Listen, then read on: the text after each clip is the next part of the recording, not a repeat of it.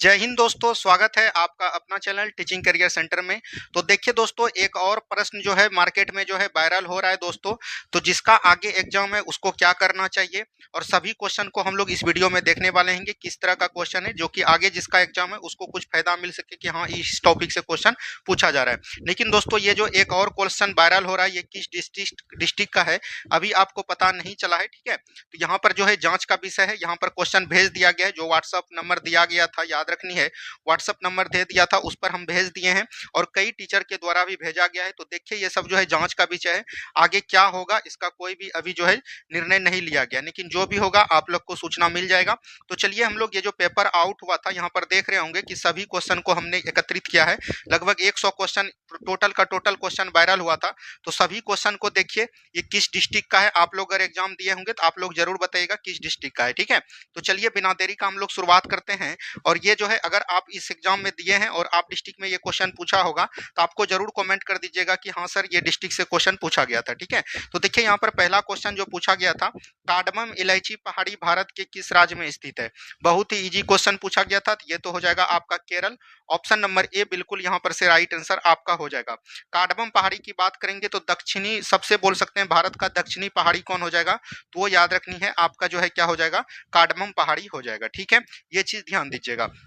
आगे की बात करेंगे, नेक्स्ट क्वेश्चन है कौन सा बांध दामोदर नदी पर स्थित नहीं है। देखिए हम ये क्वेश्चन करवाए हुए थे आपको, यहाँ पर पूछा जा रहा है कि कौन सा बांध जो है दामोदर नदी पर स्थित नहीं है।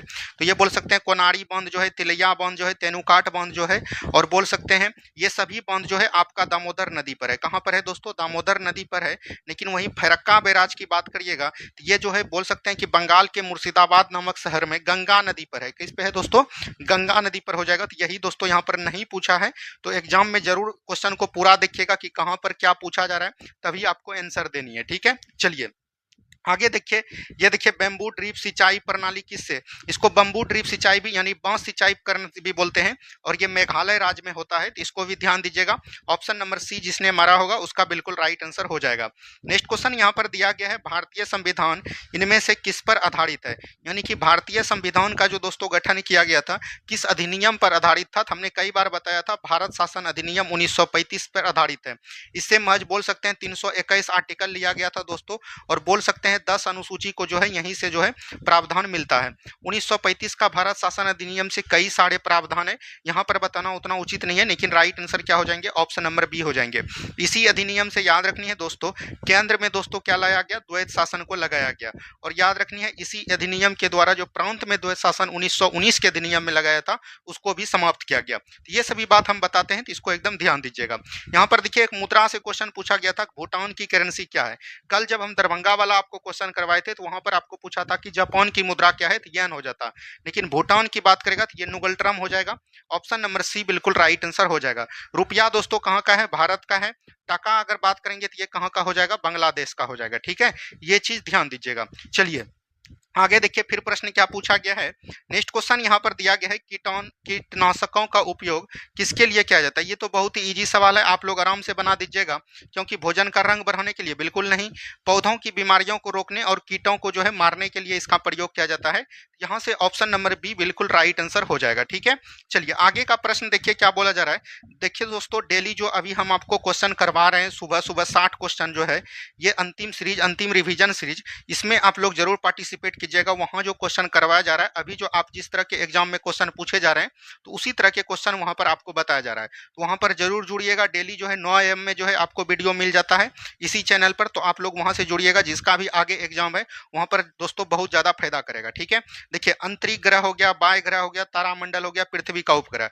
आज भी हम सुबह आपको बताएं कि पृथ्वी का एकमात्र उपग्रह कौन है, चंद्रमा है। तो अब देखिए भी 4 का यानी क्या है, पी, 4 का पी देखिए कहीं है तो एक में देखिए यहाँ पर है, एक यहाँ, तो ये दो तो कट गया, ठीक है। उसके बाद आंतरिक ग्रह किसको कहते हैं, तो ये मान के चलिए दोस्तों सूर्य है आपका, ठीक है।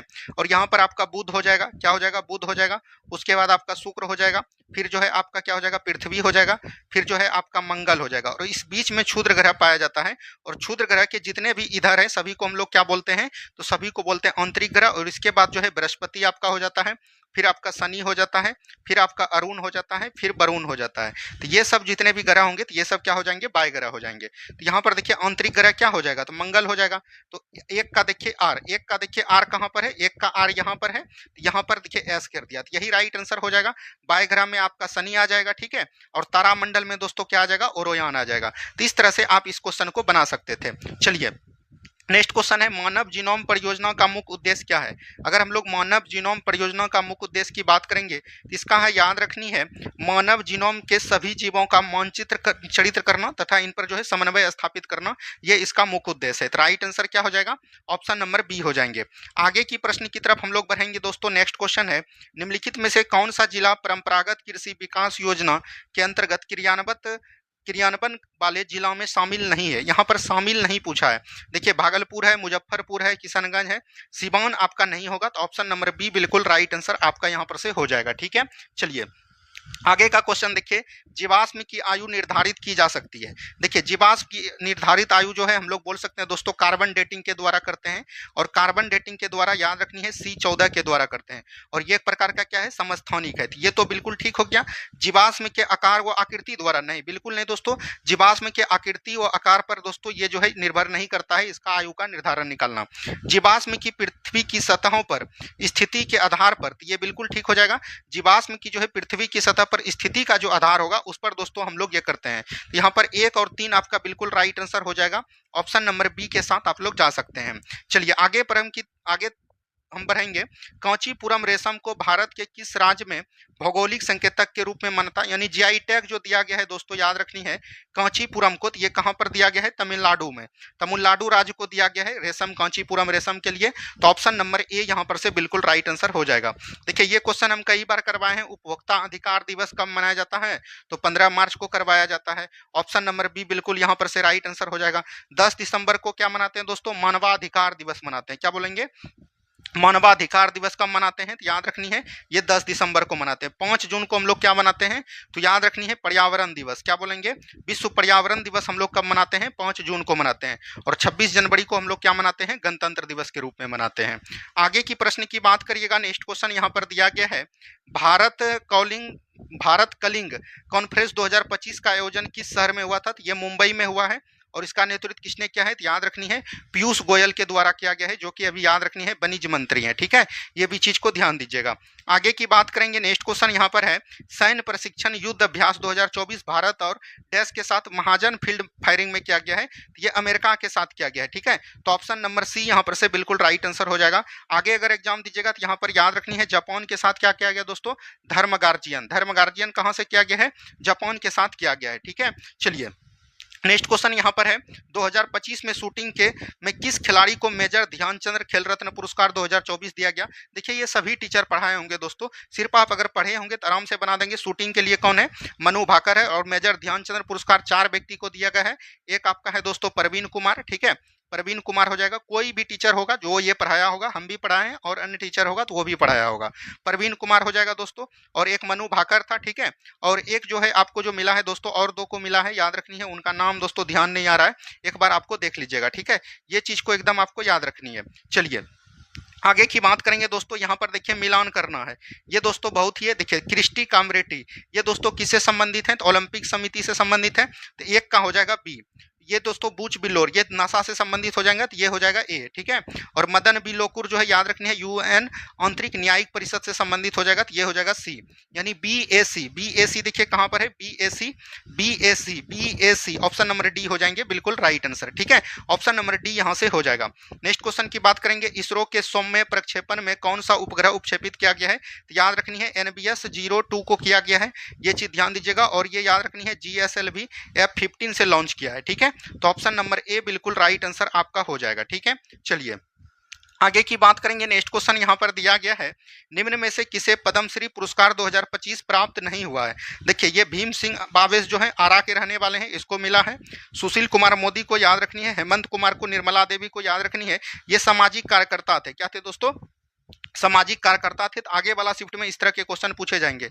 निर्मला देवी याद रखनी है दोस्तों एक चित्रकला से संबंधित थे, याद रखनी है। और हेमंत कुमार को भी मिला है दोस्तों, और सुशील कुमार मोदी को आपको पता होगा पद्म भूषण मिला है। क्या मिला है? पद्म भूषण पुरस्कार से मिला है। तो राइट आंसर क्या हो जाएंगे? Option number D. यहाँ पर पूछा गया किसको पद्मश्री पुरस्कार से सम्मानित नहीं किया गया है। नेक्स्ट क्वेश्चन है, आज भी खड़े हैं तालाब रचना के लेखक कौन हो जाएंगे? तो ये अनुपम मिश्रा की लेखक रचना है, ऑप्शन नंबर सी हो जाएगा। ठीक है, चलिए आगे देखिए क्या बोला गया है दोस्तों। आगे यहाँ पर है, निम्नलिखित में से किस वाक्य में क्रिया भविष्य काल की नहीं है, यानी कि भविष्य काल का इसमें नहीं किया गया है। आप कब लौटेंगे, यानी कि इसमें भविष्य काल बताया है कि आप कब लौटिएगा, इसमें भविष्य काल है। वह नहीं आएगी, इसमें भी भविष्य काल बता रहा है, वह नहीं आएगी। ठीक है, मीना खाना खा रही है, ये दोस्तों क्या है? मीना खाना खा रही है, ये मतलब कि बोल सकते हैं वर्तमान काल हो गया, और यहाँ पर भविष्य काल नहीं पूछा गया है। तो right answer option number C हो जाएंगे। आगे की सवाल की तरफ हम लोग बढ़ेंगे। निम्नलिखित में से कौन सा वाक्य वर्तमान काल का है? वर्तमान काल की बात करेगा तो राहुल खेल रहा है, यही हो जाएगा वर्तमान काल, ऑप्शन नंबर ए बिल्कुल राइट आंसर हो जाएगा। ठीक है, रमेश का एक बेटा है, इसमें अशुद्धि है, ये दोस्तों याद रखनी है, पुनरुक्ति संबंधी हो जाएगा, ऑप्शन नंबर बी हो जाएंगे। नेक्स्ट क्वेश्चन है, स्त्री शब्द का बहुवचन रूप क्या होगा? देखिए स्त्री, स्त्री हम लोग जल्दी बोलते हैं तो यहाँ पर हर्षिका होगा, स्त्रियां हो जाएगा। ठीक है, ये चीज ध्यान दीजिएगा। चलिए आगे देखिए, कौन सा शब्द जो है प्रत्यय युक्त है? प्रत्यय युक्त तो दोस्तों यहाँ पर क्या हो जाएगा? निडर है, गर्वित है, हर्षवर्ष है, और बोल सकते हैं अधर अध खिला है, यहाँ पर से जो हो जाएगा गर्वित हो जाएगा, ऑप्शन नंबर सी हो जाएंगे। ठीक है, चलिए आगे की बात करेंगे। नेक्स्ट क्वेश्चन यहाँ पर है, निम्नलिखित में से प्रेरणार्थक क्रिया का चयन कीजिए। देखिए प्रेरणार्थक क्रिया क्या होता है? जो अपने से काम नहीं करे, दूसरे से करवाए। जैसे उड़ना, अपने से उड़ता है, जगना, अपने से जग रहा है, हाथ अपना है, चलवाना, किसी को चलवा रहा है तो ये दूसरे का काम कर रहा है, तो इसीलिए को हम लोग प्रेरणार्थक क्रिया के रूप में जानते हैं। महादेवी वर्मा किस काल की कवित्री है? छायावाद की कवित्री है, और इसका याद रखनी है, यामा एक जो है रचना एकदम बहुत ही प्रसिद्ध है, हो सकता है आगे आपको देखने को मिल जाए। ठीक है, चलिए निम्नलिखित में से पुल्लिंग शब्द है। देखिए ये प्रस्ताव, प्रस्ताव हम किसी को भेज रहे हैं, ये एक प्रकार का पुल्लिंग शब्द है।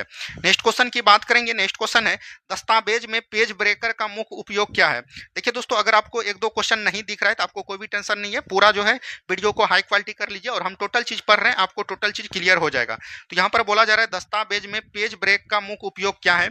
अगर पेज ब्रेक की बात करेंगे तो एक नया जो है ये पेज शुरू करने के लिए इसका उपयोग हम लोग करते हैं। ठीक है, चलिए आगे की बात करेंगे। नेक्स्ट क्वेश्चन यहाँ पर देखिए क्या बोला गया, C2C प्लेटफॉर्म व्यक्तियों के बीच सीधे व्यापार को सक्षम बनाते हैं। बिल्कुल ठीक, जैसे आप लोग देख सकते हैं दोस्तों, जोमेटो हो गया, ठीक है, OLX हो गया, ये सब जो है दोस्तों ये एक प्रकार का बोल सकते हैं C2C प्लेटफॉर्म है। यह प्लेटफॉर्म केंद्रित सरकारी पोर्टल द्वारा, बिल्कुल नहीं सरकारी इसमें कुछ नहीं, एक व्यक्ति चाहे तो दूसरे व्यक्ति से डायरेक्ट खरीदते हैं। जैसे आप फ्लिपकार्ट पे कोई चीज खरीद रहे हैं तो उसमें दोस्तों सरकार का कोई भी हस्तक्षेप नहीं है, तो ये गलत हो जाएगा। यानी कि बोल सकते हैं ए और आर सही है, नहीं दोस्तों ए सही है लेकिन आर आपका गलत हो जाएगा, तो ऑप्शन नंबर सी यहां से बिल्कुल राइट आंसर हो जाएगा। ठीक है, चलिए आगे की देखिए यहाँ पर क्या बोला जा रहा है। नेक्स्ट क्वेश्चन है दोस्तों, 2025 में गोल्फ खिलाड़ी अर्जुन भाटी को किस पुरस्कार के लिए चुना गया है? तो राष्ट्रीय युवा पुरस्कार के लिए दोस्तों इनको चुना गया है। ठीक है, चलिए यहाँ पर मिलान करना है। देखिए निम्नलिखित का सही मिलान चयन कीजिए। IT एक्ट है, कंपनी एक्ट है, RBI एक्ट है, IPC है। तो आप लोग RBI तो हम कई बार बताएं 1934, तो देखिए सी का 4 कहां पर है दोस्तों? एक ही में है, तो यही राइट आंसर हो जाएगा। IT एक्ट आपका 2000 में हो जाएगा, कंपनी एक्ट आपका ऐसे 2013 में हो जाएगा, और IPC आपका 1860 में हो जाएगा। तो इस तरह से आप क्वेश्चन बना सकते हैं। नेक्स्ट क्वेश्चन है, I4C का पूर्ण रूप क्या है? तो आई का मतलब होता है सबसे पहले इंडियन, तो यहाँ पर देखिए इंटरनेशनल है, इंडियन एक ही में है, Indian cyber crime coordination centre हो जाएगा, तो ऑप्शन नंबर डी एकदम आप लोग जा सकते हैं। चलिए आगे की बात करेंगे। नेक्स्ट क्वेश्चन यहाँ पर है, इनमें से कौन सी कोयले का एक उच्च किस्म है? कई बार हमने बताया है, याद रखनी है, एंथ्रासाइट हो जाएगा, ऑप्शन नंबर सी बिल्कुल राइट आंसर उच्च किस हो जाएगा, क्योंकि इसमें 85% तक कार्बन पाए जाते हैं। ठीक है, चलिए भारत का वन्यजीव संरक्षण अधिनियम कितना बार बताए दोस्तों? 1972 हो जाएगा, ऑप्शन नंबर बी बिल्कुल राइट आंसर। टाइगर प्रोजेक्ट कब आया था? तो याद रखनी है 1973 में, ये याद रखनी है। अगर हम लोग बोलेंगे आर्द्र भूमि संरक्षण कब हुआ था रामसर में? तो 1971 ईस्वी में। चलिए नेक्स्ट क्वेश्चन है, निम्नलिखित में से कौन सा एक नवीकरणीय संसाधन है? नवीकरणीय संसाधन उसको कहते हैं जो कि गैर परंपरागत होता है, जो परंपरागत यानी पीढ़ी दर पीढ़ी नहीं चल रहा है। तो सौर ऊर्जा हो जाएगा बिल्कुल right answer, option number C हो जाएंगे। नेक्स्ट क्वेश्चन है, भारत में सबसे पुराना तेल क्षेत्र कौन है? तो डिगबोई असम हो जाएगा, 4 दिन पहले हमने करवाया था, और इसका गठन जो है 1901 ईस्वी में किया गया था। ठीक है, चलिए नेक्स्ट क्वेश्चन है, भारत विश्व के कुल प्रतिशत भौगोलिक जमीनी क्षेत्र कितना फैला है? 2.4% हो जाएगा। ऑप्शन नंबर ए के साथ आप लोग यहां पर से जा सकते हैं। नेक्स्ट क्वेश्चन है, जूल निम्न में से किसका एसआई मात्रक नहीं है? ये नहीं पूछा गया है, ठीक है। तो कार का जूल होता है, स्थितिज ऊर्जा का जूल होता है, गतिज ऊर्जा का जूल होता है, बल का क्या होता है? न्यूटन होता है। क्या होता है दोस्तों? न्यूटन। तो राइट आंसर क्या हो जाएंगे? ऑप्शन नंबर डी हो जाएंगे, ठीक है। चलिए आगे का प्रश्न देखिए क्या पूछा गया है। आगे का प्रश्न थोड़ा सा लंबा चौड़ा करता है, लेकिन आपको घबराना नहीं है। कथन ए और कारक में दिया गया है, मैदान में खड़ा एक क्षेत्र रक्षक चलती गेंद को पकड़ते समय धीरे धीरे अपने हाथों को पीछे की ओर खींचता है। बिल्कुल ठीक है। और ये न्यूटन का सेकंड लॉ बोलता है कि दोस्तों की याद रखनी है, जब हाथ को कोई भी खिलाड़ी अपने बॉल को पकड़कर पीछे की ओर करेगा तो वो जो याद रखनी है समय को बढ़ा रहा है। और ये फिजिक्स में हम आपको करवाए हुए हैं, ठीक है। तो न्यूटन के गति के दूसरे नियम के अनुसार गेंद के वेग शून्य तक घटने समय अवधि को बढ़ाकर क्षेत्र प्रकार अपने हाथों पर लगने वाले प्रभाव बलों को कम कर देगा। तो बिल्कुल राइट आंसर है ए आर दोनों सही है, और आर ए का व्याख्या भी कर रहा है। तो right answer option number A हो जाएंगे, ठीक है। चलिए आगे का सवाल देखिए यहाँ पर क्या बोला गया दोस्तों। नेक्स्ट क्वेश्चन है, कौन सी रक्त वाहिका ब्लड वेसल्स हृदय से रक्त शरीर में ले जाता है? यानी कि हृदय से रक्त जो शरीर में ले जाएगा तो कौन ले जाएगा? शुद्ध रक्त ले जाएगा। और शुद्ध रक्त कौन ले जाते हैं दोस्तों? धमनी लगाते हैं। ऑप्शन नंबर बी बिल्कुल राइट आंसर आपका हो जाएगा, ठीक है। चलिए नेक्स्ट क्वेश्चन, 14 व 15 वर्ष के आयु के स्कूल जाने वाले बच्चों की कुल संख्या इसी आयु वर्ग के कुल बच्चे के अनुपात का क्या होता है दोस्तों? शुद्ध उपस्थिति अनुपात कहलाता है। यानी कि कितना उपस्थित है वही बताता है, तो शुद्ध उपस्थिति बताएगा, ठीक है। नेक्स्ट क्वेश्चन, भारत में 2006-07 में प्रति व्यक्ति आय सबसे अधिक केंद्र शासित प्रदेश है दिल्ली। क्या हो जाएगा दोस्तों? दिल्ली हो जाएगा। तो दिल्ली आपके ऑप्शन में नहीं है तो चंडीगढ़ हो जाएगा। चंडीगढ़ के बाद आपका क्या होता है? पौंडुचेरी होता है।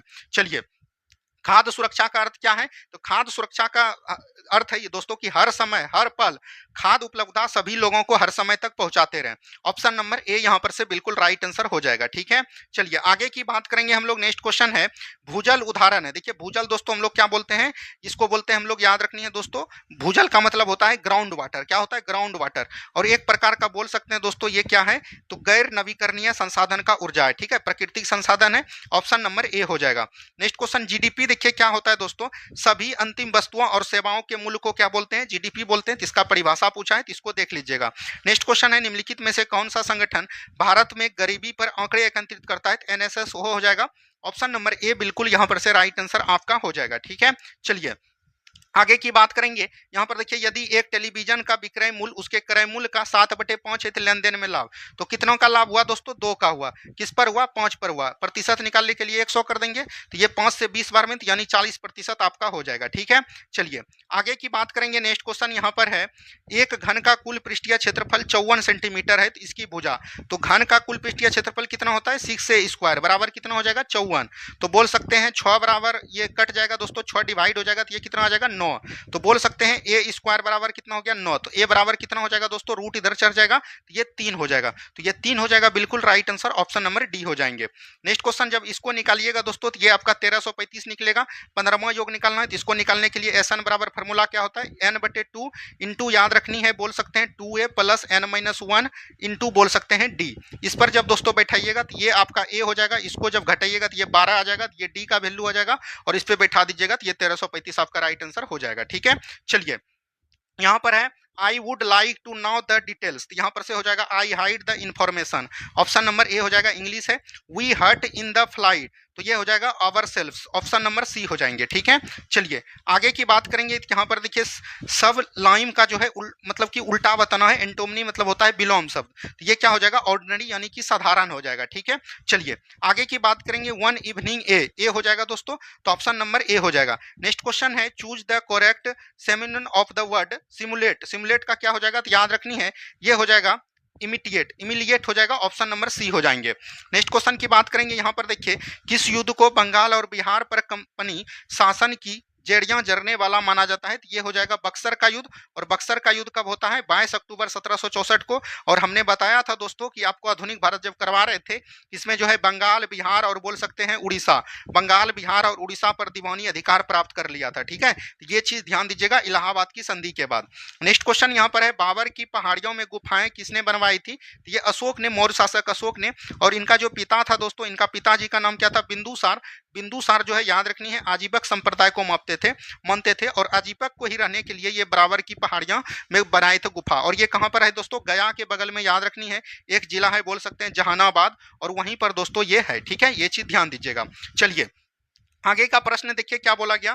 दीन बिंदु मित्र द्वारा लिखा गया कौन सा नाटक बंगाल में बगान मजदूरों के शोषण के लिए उजागर था? ये नील दर्पण हो जाएगा, ऑप्शन नंबर डी हो जाएंगे। नेक्स्ट क्वेश्चन की बात करेंगे। नेक्स्ट क्वेश्चन यहाँ पर है 18वीं सदी में आधुनिकीकरण को तेजी से आगे बढ़ाने में किस आविष्कार का महत्वपूर्ण योगदान था? तेजी से बढ़ाने के लिए 18वीं सदी में भाप इंजन हो जाएगा, और इसका निर्माण जो किया था याद रखनी है जेम्स वाट ने किया था। किसने किया था दोस्तों? जेम्स वाट ने किया था। आगे की बात करेंगे सशस्त्र सेना चिकित्सा सेवा की सेना की पहली महिला महानिदेशक कौन बनी है? ये आरती सरीन बनी है, ऑप्शन नंबर सी एकदम आपका राइट आंसर हो जाएंगे। आगे का प्रश्न देखिएगा क्या बोला गया। एबल पुरस्कार 2025 विजेता मासिकी कासेवियर, तो एबल पुरस्कार किसमें दिया जाता है? गणित के क्षेत्र में, तो गणित हो जाएगा, ऑप्शन नंबर बी हो जाएंगे। नेक्स्ट क्वेश्चन है प्रधानमंत्री जनजातीय भारतीय जनौषधि परियोजना के बारे में निम्नलिखित में से कौन सा सही नहीं है? तो ये तो दोस्तों था कि आपको याद रखनी है सभी दवाई जो है दुकान पर अवेलेबल करवाना कम दामों पर, तो ये बिल्कुल ठीक है। इसे रसायन एवं उर्वरक मंत्रालय द्वारा लॉन्च किया गया, इसे 2007 में लॉन्च किया गया, नहीं दोस्तों 2008 में, तो यही आपका गलत हो जाएगा, ऑप्शन नंबर सी हो जाएंगे। चलिए बॉम्बे स्टॉक एक्सचेंज एशिया की सबसे अपनी तरह से पहला 9 जुलाई 1875 में बोल सकते हैं इसका गठन हुआ, और इस पर नियंत्रण कौन रखते हैं? सेबी रखते हैं। सेबी का गठन कब किया गया? 1992 के अधिनियम के द्वारा 1988 में किया गया। निम्नलिखित में से कौन सा बिहार का एकमात्र बाघ अभ्यारण्य है? तो वाल्मीकि टाइगर रिजर्व अभ्यारण्य हो जाएगा दोस्तों, ऑप्शन नंबर डी बिल्कुल राइट आंसर हो जाएंगे। आगे की बात करेंगे हम लोग। नेक्स्ट क्वेश्चन यहाँ पर है सरकार के विभिन्न अंगों के बीच शक्ति का बंटवारा। देखिए अगर ये सब क्वेश्चन आप नहीं जानिएगा तो यहाँ पर देखिए दिया गया है गठबंधन। गठबंधन सरकार किसको बोलते हैं दोस्तों? जब याद रखनी है 2 या 2 से अधिक राजनीतिक दलों के बीच शक्ति का बंटवारा, तो 4 का सी हो जाएगा, तो यही हो जाएगा। 4 का सी देख लीजिए कहां पर है, यहां पर है, यहां पर है, तो ये तो गलत हो गया। वहीं सरकार के विभिन्न अंगों के बीच शक्ति का बंटवारा, तो ये शक्तियों का पृथकीकरण, यहां पर शक्ति जब दे दिया है शक्ति का बंटवारा, तो ये शक्ति का पृथकीकरण हो जाएगा, यानी 1 का बी हो जाएगा। 1 का बी देख लीजिए कहां पर है, ऑप्शन नंबर सी में दिया गया है, तो ऑप्शन नंबर सी बिल्कुल राइट आंसर हो जाएंगे। नेक्स्ट क्वेश्चन यहां पर है तिलका मांझी को किस क्षेत्र में अंग्रेजों के खिलाफ विद्रोह के लिए जाना जाता है? तो ये संथाल परगना हो जाएगा, और याद रखनी है ये जो लड़ा गया था दोस्तों बोल सकते हैं 1781 से 86 के बीच लड़ा गया था, ये भी चीज को ध्यान दीजिएगा। चलिए यहाँ पर देखिए दिया गया है एक जो है मैथ का क्वेश्चन है। 9 आदमी एक काम को 9 दिन में करता है, ठीक है, और बोल सकते हैं पूरा करते हैं। जब वो 6 दिन काम कर लेते हैं तो 3 आदमी और उसके साथ जुड़ जाते हैं। तो पहले जब 3 दिन काम कर लिया तो अब कितना काम बचा दोस्तों? तो याद रखनी है 9 दिन में 3 दिन 6 दिन कर लिया तो 3 दिन बचा और 3 आदमी जुट जाता है। तो पहला 9 आदमी था, अब 12 आदमी हो गया, और काम कितना बचा है? तो याद रखनी है 3 दिन में करना है। तो यहाँ पर देख लीजिए क्या हो जाएगा, 9 कितना हो गया? 81 हो गया, 12 या 36 हो गया, तो 81/36 कीजिएगा, तो ये हो जाएगा दोस्तों बोल सकते हैं इसको जब कटाइएगा तो 9 चौक 36 और 9 81, तो 9/4 को हम लोग क्या लिख सकते हैं? 4 दूनी 8 1 9, 9/4 हो जाएगा, ऑप्शन नंबर डी हो जाएंगे। ठीक है, चलिए यहाँ से इस तरह के बना सकते हैं। यदि किसी संख्या के 2/3 यानी x संख्या मान लेंगे और प्लस जो है 13, तो बोल सकते हैं 13x हो जाएगा, और बराबर इसका योग दिया गया है 47, तो यहाँ पर से 1 हो जाएगा, ये कितना हो जाएगा? 13 39 और 2 कितना हो गया दोस्तों? 41। 41x बराबर हो जाएगा 47 गुना 3 हो जाएगा, और x बराबर बोल सकते हैं 7 21 4 12 1 कितना हो जाएगा? 12 12 2 14 141/41 हो जाएगा। और पूछ रहा है संख्या का 5/3, तो 5/3 निकाल दीजिएगा, तो जो भी कटकुट के आंसर आएगा वो आपका राइट आंसर हो जाएगा। ठीक है, चलिए नेक्स्ट क्वेश्चन है यदि 72,000 की एक निश्चित राशि पर 2 वर्षों के लिए चक्रवृद्धि ब्याज और साधारण ब्याज बीच के अंतर 2880 है। अब देखिए दोस्तों 2880 इसका कितना प्रतिशत है? तो बोलिएगा कि 20% इसका हो जाएगा। अगर बात करेंगे 72,000 यहाँ पर है दोस्तों, 72,000 का जब 20% निकालिएगा तो ये कितना हो जाएगा? 72 दूनो 144, तो 1440 हो जाएगा। और फिर 1440 का जब 20% निकालिएगा तो कितना हो जाएगा दोस्तों? 2880। ये आप 20% लेके बना सकते हैं, इसका बनाने का कई सारा नियम है, इसको भी बना लीजिएगा, इसका ऑप्शन नंबर सी हो जाएगा। ठीक है, चलिए निम्न में कौन सा तत्व निष्क्रिय गैस? हमने बताया था निष्क्रिय गैस किसको बोलते हैं? अक्रिय गैस इसी को बोलते हैं नोबल गैस। इसमें क्या होता है? हीलियम होता है, आर्गन होता है, क्रिप्टन होता है, रेडॉन होता है, जेनॉन होता है, नियोन होता है, तो ये हो जाएगा ऑप्शन नंबर सी नियोन हो जाएंगे। ठीक है, चलिए कितने तत्व कमरे के तापमान पर तरल अवस्था में? तरल अवस्था में क्या होता है? Hg होता है और क्या होता है? ब्रोमीन होता है, यानी पारा और ब्रोमीन हो जाएगा, तो 2 तत्व होते हैं, ऑप्शन नंबर बी हो जाएंगे। नेक्स्ट क्वेश्चन है जब मैग्नीशियम को पानी में घोला जाता है तो परिणामी विलयन, देखिए Mg है दोस्तों और H2O है, जब इसको पानी में डालिएगा तो ये क्या बनाएगा, MgOH का होल ट्वाइस बनाएगा। OH किसके लिए आता है, क्षारीय के लिए। तो right answer option number B हो जाएंगे। ठीक है, चलिए आगे की बात करेगा। नेक्स्ट क्वेश्चन यहाँ पर देखिए, इसको रासायनिक समीकरण को संतुलित करना है। चलिए संतुलित करते हैं। FeH2O है और यहाँ पर देखिए आयरन को हाइड्रोजन से मिश्रण क्या है, यहाँ पर क्या बनेगा, देखिए यहाँ पर Fe 1 है, यहाँ पर Fe 3 हो गया, तो ये तो गलत हो गया। 3Fe है, यानी आयरन कितना है, 3 है, तो 3 आयरन है। ठीक है, ऑक्सीजन कितना है, 4 दूनी 8 हाइड्रोजन है, 4 दूनी 8 हाइड्रोजन हो गया, बिल्कुल ठीक है। और ऑक्सीजन यहाँ पर कितना है, 4 है, तो ऑक्सीजन 4, तो यही हो जाएगा ऑप्शन नंबर बी संतुलित है। चलिए यहाँ पर देखिए क्या बोला गया, ग्रेफाइट छूने में नरम एवं चिकना होता है, तो बिल्कुल ठीक है। ग्रेफाइट की संरचना परतदार सीटे जैसी होती है, बिल्कुल ठीक है। ए एवं आर दोनों सत्य है एवं इसका व्याख्या भी करता है।